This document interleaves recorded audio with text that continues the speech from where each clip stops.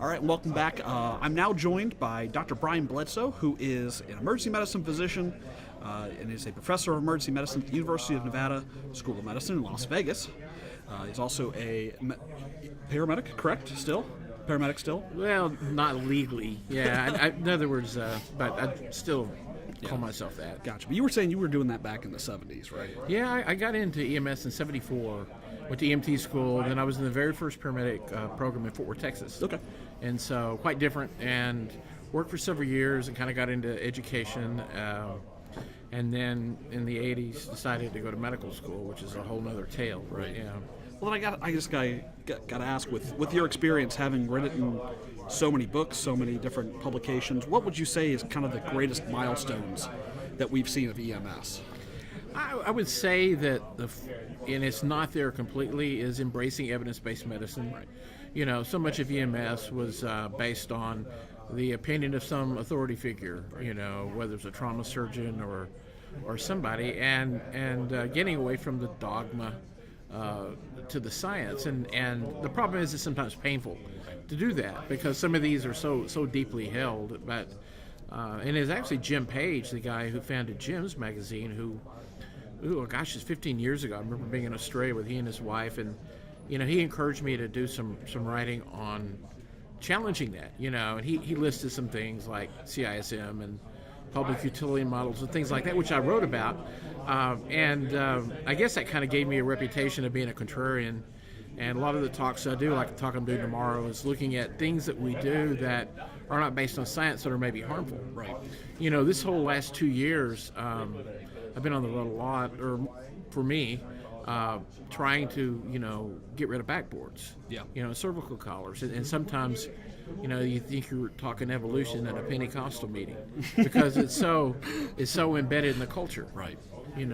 Tomorrow I'm giving a talk on one of the things is, the extrication techniques that we use to get people out of motor vehicles is actually causes more movement than if you just say, hey, get out of the car. Right, gotcha. And so, but, you have, organizations and people who their whole life revolves around whatever that is, whether it's rescue or spinal immobilization. So you always, anytime you do that, you create some controversy. Right. Yeah. You mentioned the culture.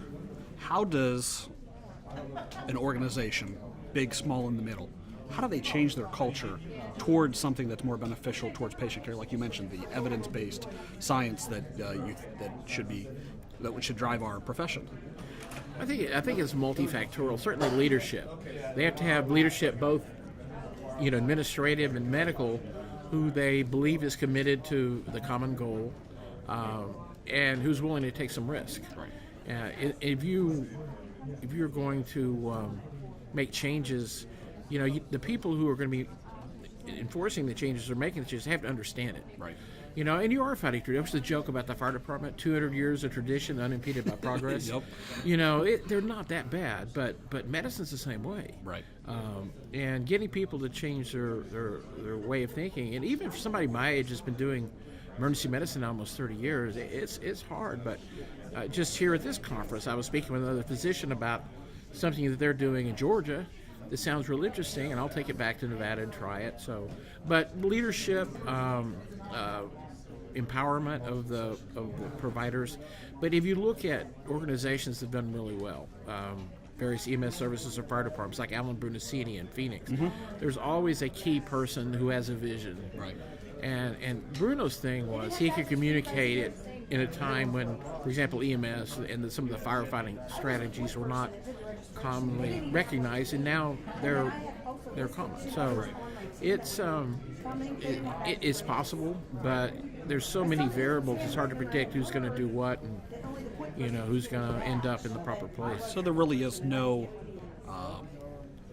guaranteed formula, if you will, for it. There's none. I mean, look at Washington, D.C. Yeah. It's a horrible operation up there, and I've been there. I've talked to the employees are disenchanted.